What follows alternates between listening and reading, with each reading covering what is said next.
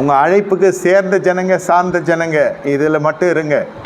தேவையில்லாத பிரபலங்களோடு நம்ம போய் நின்று ஃபோட்டோ எடுக்கிறது, நம்ம போய் நின்று நெருங்கிறது. சில பேர் நெருங்கி பார்ப்பாங்க, நொறுங்கி போயிடும் வாழ்க்கை. அது அக்கினியாக இருக்குது, அது கிட்ட கூட போக முடியாது. ஆனால் அந்த இடத்துல போய் ரீச் பண்ணுறதா என் ஊழியத்தினுடைய தலையாய பங்காக இருக்கும். எது பிரகாசிக்க நட்சத்திரமோ அது பக்கத்தில் போய் நின்றுடும், கொஞ்சம் பணத்தை செலவு பண்ணி. அது கடைசியில் உன்னை பஸ்மாக்கிடும்.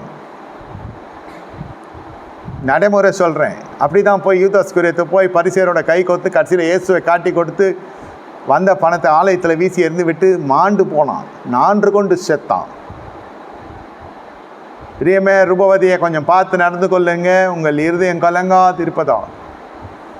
வழிகள் யோனாவினுடைய புஸ்தகத்தில் நீங்கள் வாசித்து பார்க்கிற பொழுது, நினிவேக்கு போக சொன்னால் தர்ஷீசுக்கு போகிறான். வழிகள் மாற்றி அமைக்கப்படுகிறது. ஒரு மீன் எழும்பி வருகிறது, இவனை விழுங்குவதற்கு என்றே. ஒரு கூட்ட ஜனங்கள் இவனை வீசி எறிகிறார்கள். அந்த மீன் அவனை அப்படியே விழுங்கி விடுகிறது. மரணம் வரல, வாழ்க்கையில் எவ்வளோ அசௌகரியம். ஒரு மீன் இடத்துல நீ அடிமையாக்கி விடுகிறாய் என்றால் பிரச்சனை. ஊழியத்தில் அது பெரிய மீனாக கூட இருக்கும், ஆனால் அது வாய்க்குள்ளே போகக்கூடாது. அது கர்த்தருக்குள்ளே கூடைக்குள்ளே வரணும், அது இல்லை அது வலைக்குள்ளே வரணும், இல்லை அது படகுக்குள்ளே வரணும். அதை தூண்டியில் போட்டெல்லாம் பெரிய மீனை பிடிக்க முடியுமா? முடியாது. வலை தான் தேவை. பெரியமே ரூபவதியை கர்த்தர் இந்த காலை வேலையில் உங்களிடத்துல, மாலை வேலையில் கர்த்தர் உங்களிடத்துல இடைப்படுகிறார். யோனா எதற்கு அந்த இடத்த வெறுக்கிறான்? அந்த ஜனங்க சீரிய ஜனங்க, அவனுக்கு பிடிக்கல. ஊழியத்தில் உங்களுக்கு பிடிச்சதெல்லாம் செய்யக்கூடாது, கர்த்தருக்கு பிடிச்சது செய்கிறது தான் ஊழியம். உங்களுக்கு பிடிச்சது செய்கிறது ஊழியமே இல்லாத அட்டூழியம். நீங்கள் செய்கிறது ஊழியமா அட்டூழியமா? உங்கள் மனம் விரும்புகிறது செய்கிறீர்கள் என்றால் அது ஊழியம் இல்லை. கர்த்தருடைய மனம் விரும்புகிறது செய்தால் அது ஊழியம். வழிகள் எவ்வளோ பிரச்சனை இருக்குது பாருங்கள்.